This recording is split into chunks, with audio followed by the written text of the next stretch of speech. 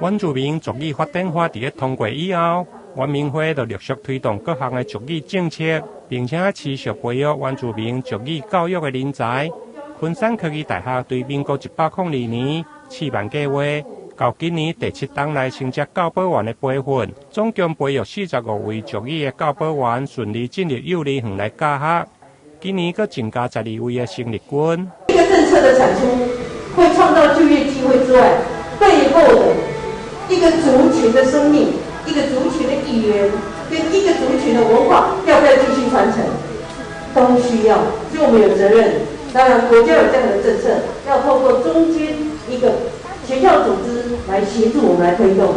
所以今天特别来是要特别谢谢这一次进入的12位新的这个族语教保员，你们要在这5个月之内要有800个小时的时间要去做研习。那我只能够用台湾的话讲，老干活了，你一定要加油。今年12位新聘的族语教保员，总共来自6个族群，包括阿美、赛德克、泰雅、布农、排湾加沙奇莱雅族、北伊延北。其中沙奇莱雅更加是濒临危险的族语。现场教保员嘛以原住民语来自我介绍，并且点燃圣火，象征学员团结一致、互相扶持，承接族语复振的使命。台南新闻引根采访报道。